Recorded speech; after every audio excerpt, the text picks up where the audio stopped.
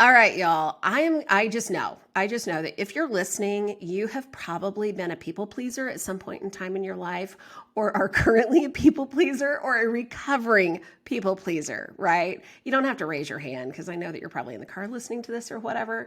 But if you're shaking your head going, yeah, that's me. Okay, I'm just going to raise my hand on this one too because I've been where you are and I still struggle with it. Like I said, I'm a recovering people pleaser, but I have a story to share. And there's some things that I really want you to take away as to how you can be a more effective communicator and how we need to drop the whole people pleasing side of things, and really be focusing in on what you need and what you want out of conversations and your communications with other people.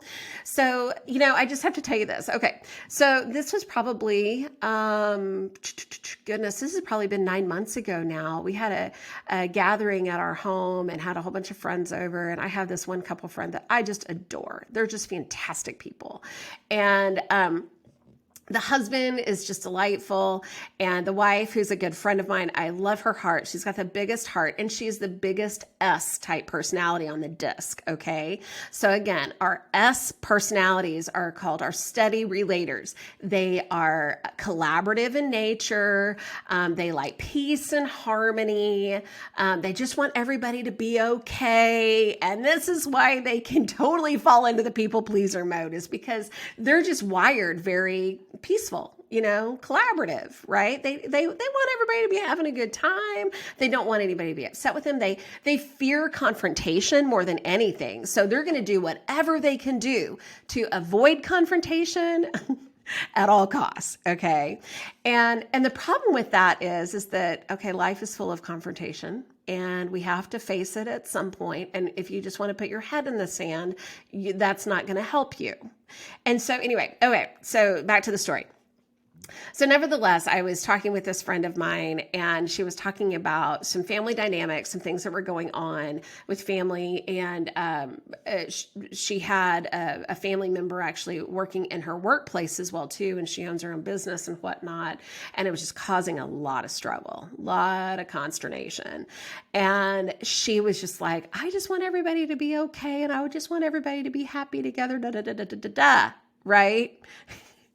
And as I'm sitting here listening to this, and listening to her talk, I was like, so friend, have you had a conversation with so-and-so about your feelings on this? And she was like, I know I need to, but I just don't really have the words. And I don't really want to upset them and blah, blah, blah. And I'm like, how long have you been dealing with this? And she goes, probably 4 to 6 months. And I'm like, whoa. So you are, and she flat out said, she was just like, I know I'm a people pleaser. And I'm like, friend, if you know that about yourself, if you know that, and she has actually taken the disc profile too, because I had her typed as well. But I was like, if you know these things about yourself, this is where you have to get outside of your comfort zone and do things that, because here's the thing, if you don't get outside of your comfort zone, have the conversation, what's going to end up happening naturally is that all sorts of resentment's going to build up towards this particular family member that's working with her, towards her husband, towards other people that are close to the situation and that kind of thing as well too. And I was just like, you don't want that? And she was like, oh my God, no, I don't. And I was like, you're going to have to say something. Now, here's the thing.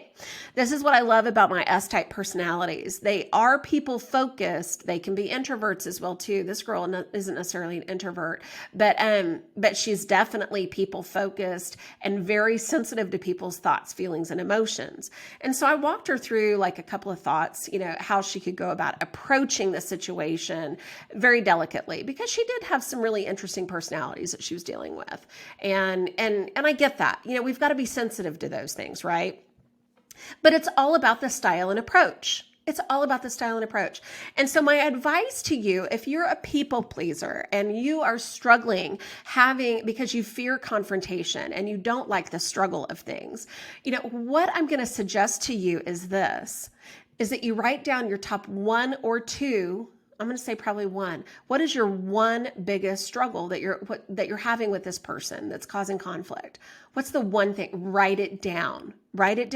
Sit on it for 24 hours. Okay. The next day, when you go back to it, are you still looking at that going, okay, that's how I'm still feeling? Or is there Is there something else going on? Dissect it. And here's the thing about my steady relators. I've got to take a sip of tea here. Hold on. Oh my gosh, Chick-fil-A unsweetened iced tea is the best tea. I think I go there every single day. And if you have their mobile app, not that Chick-fil-A is paying me to do this at all, because you're not, because I spend a crap ton of money at Chick-fil-A. I get free unsweet iced tea when I use the mobile app, and because we buy food for the kids. Anyway, okay, I digress. Enough of my unsweet tea. I'll get back to the story. So here's the thing. Write down your one thing that you want to talk to this person about. Sit on it for 24 hours. Are you still feeling like that? 24 hours later, okay? Because our S-type personalities want the peace and the harmony, and they're even willing to, the people pleaser comes out. So they're willing to put their own thoughts and feelings aside, for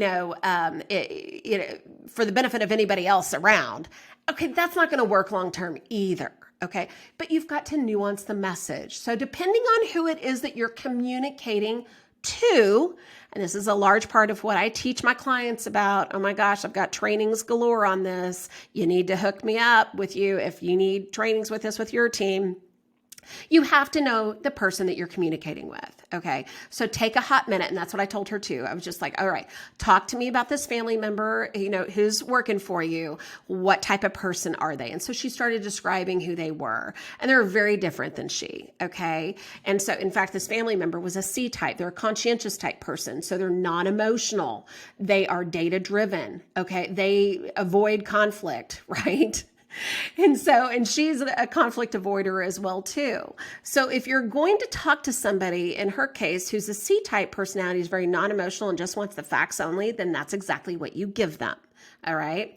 When you're communicating with other people and it's a contentious conversation, like in her case, you have to look at what does that other person need from me in order to do things different, in order to, click the buy button, whatever your call to action is. And in her case, she's an S-type personality, working with the C-type personality who's very data driven. I told her, it's just like, when you're communicating with this person, all they need are the facts. You need to leave the emotion out of it, even though she is an emotional person. It's like, you gotta strip that away. It will never work with the C-type person. They're going to be off-put. They're not going to listen to you. And then this whole conversation on, talking about something that's going to be hard to do, which is already hard for her in the first place, is going to become even harder. So it's not about you. When you're communicating with other people, it's not about how you communicate. It's how they communicate and how they receive your communication. That's exactly how you're going to shift their trajectory, change the way that people are thinking, get them to buy, do whatever you need for them to do. But you've got to look at your person that you're communicating with and what do they need from you. Bottom line it. Okay. I don't care if you're a people pleaser. I don't care if you're the dominant type or the fun, energetic type or whatever. It doesn't matter what type you are. It matters who you're talking to. Okay. And you've got to nuance that based on who you're talking to. So anyway, there's so many of us that are people pleasers and recovering people pleasers and all of that. But at the end of the day, it doesn't have anything to do with you. All right. Because we tend to think that it is. We tend to think that the way that we communicate is how other people are going to communicate or receive communication back from us. And my friend, it freaking never works that way. Like, it rarely works that way. You got to pay attention. You got to look at the cues. You got to look at the signals that people are giving to you. And you got to take a hot minute, download the darn free cheat sheet. I'm telling you, this could save so much time, effort, energy, and money, frankly, too, for that matter. If you just download the cheat sheet, get a really clear understanding as to your communication style and the people around you. What is their communication style too? And I'll even give you the tips on the cheat sheet as to how to communicate with those different styles as well. So if there's any one thing that you got out of this freaking episode, it's that you're going to download the cheat sheet, because I think I've said it now 6 times, right? Anyway, again, if you're a people pleaser, you got to pay attention to what everybody else around you, how they're communicating. That's going to be the best way to communicate. So next week, can't wait to talk with you. I've got some more really great stories to share with you and how you can be a better and more effective communicator. And why is this so important? Because if you're a business owner or corporate executive who's in charge of business development as well, like I am, having effective conversations means more cash in the bank as well. And we all want a little bit more of that. So until next week, have a great one, y'all.